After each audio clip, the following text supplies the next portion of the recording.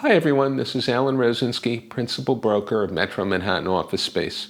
Good afternoon. Today's video will be somewhat of a pilot episode for a series that I plan to make in the near future, which I'll call Weekly Commercial Deals in New York City. This series will cover notable commercial real estate transactions that have recently taken place in New York City. Depending on market activity, some episodes will naturally be longer and others shorter. I hope that my viewers will enjoy this series as a way to track commercial real estate progress in New York City and what's going on. I'm looking forward to your feedback on this series, and I'd appreciate it if you let me know what you think of this idea after you watch today's video. First, let me give you a few recent figures. According to the Commercial Observer, this quarter was Manhattan's strongest since late 2019, with about 7.2 million square feet of leases that got signed. Leasing volume is up 50% compared to last year, but it's still less than the 5-year rolling average of 8.2 million square feet for Manhattan. Average asking rent is around $73 per square foot, which is the lowest average since 2017. This is about 8.5% lower than pre-pandemic levels. When you combine this price reduction with increased concessions from landlords, the result is that many tenants are negotiating reasonably favorable deals.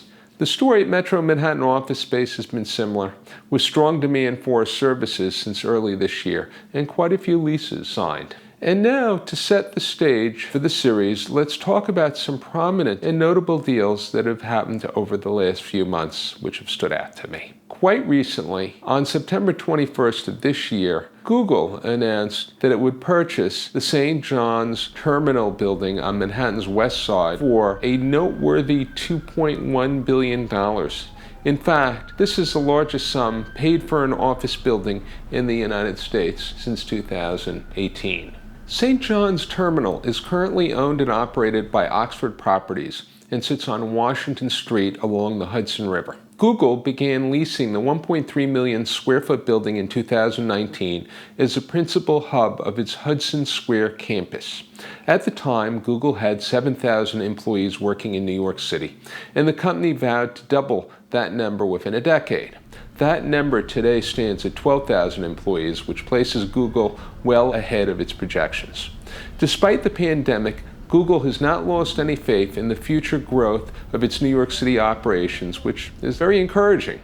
Earlier, in the same month of September, the global investment bank Crédit Agricole, headquartered in Montrouge, France, signed a 167,000 square foot office lease at 1301 Avenue of the Americas, a 1.7 million square foot building located between 52nd and 53rd Street in Midtown Manhattan. The 45-story building is owned by New York-based Paramount Group Incorporated and features a newly renovated lobby, in-building access to Rockefeller Center, and 30,000 square feet of ground floor and concourse-level retail space. Still in the same month, BDO USA, a global accounting firm based in Chicago, signed a lease for 143,000 square feet of office space at 200 Park Avenue, which is also known as the MetLife Building.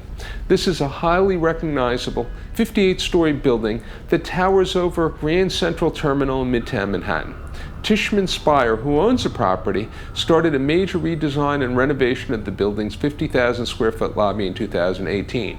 The MetLife Building currently enjoys state-of-the-art security, fine restaurants, proximity to premier hotels and retail shops, and of course, it's just a short walk from the Grand Central Terminal. In fact, it's right on top of it, which makes it ideal for employees and clients commuting from out of town. Now we've covered some very large deals, but how about smaller and nonetheless significant leases and acquisitions that may tell us something about the post-pandemic future of New York City?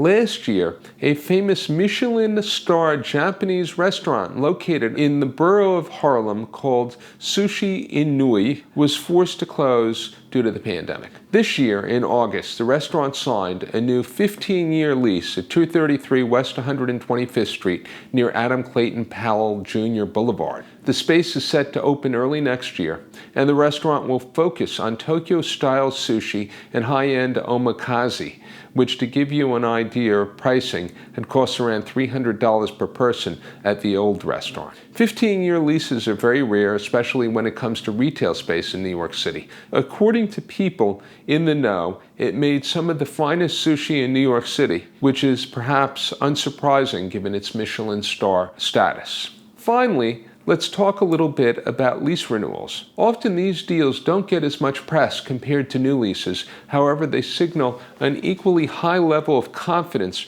from the companies that simply choose to remain in New York City and continue doing business here, which is obviously very important for the city and its residents.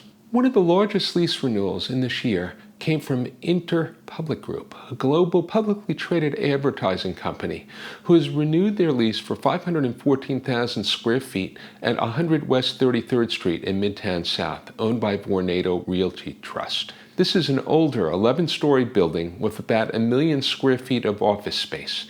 It was built in the year 1910, and it currently offers many unique amenities to tenants, including massive ceilings that range from 14 to 21 feet in height, ample natural light, and a unique grand-scale atrium that brings light and views to the core of the building.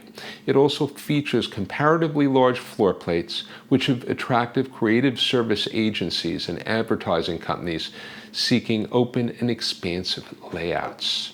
Another notable lease renewal came from Fried, Frank, Harris, Schreiber, and Jacobson, which thankfully is also simply known as Fried Frank. This company is a general practice international law firm headquartered in New York City with offices in Washington, D.C., London, and Frankfurt. They have more than 500 attorneys worldwide, and they specialize in many complex financial and litigious matters. This year, they've signed a lease renewal for 400,000 square feet of space at One New York Plaza, a 50-story building in the financial district of Manhattan. The building is currently owned by China Investment Corporation, Brookfield Properties, and AEW Capital Management. Some other notable tenants in the building are Morgan Stanley, Nature Publishing Group, which you may know is the most prestigious scientific journal in the world, as well as the multinational cosmetic corporation Revlon, who have their headquarters in the building. This is it for this pilot segment, but there are many more interesting deals to talk about in the future. I hope that this video has given you a taste of what to expect from this series. I will keep these videos on the shorter side and will try to focus on deals that would be most interesting to my viewers. I also try to bring you ground-level footage of some of these properties as I'm able to obtain it. Thank you for watching, and please let me know what you think of this segment in the comments below. If you found this content interesting or helpful, I'd be happy if you subscribe to my YouTube channel. You can always find me on Twitter. My Twitter handle is @MetroManhattan. Until the next time.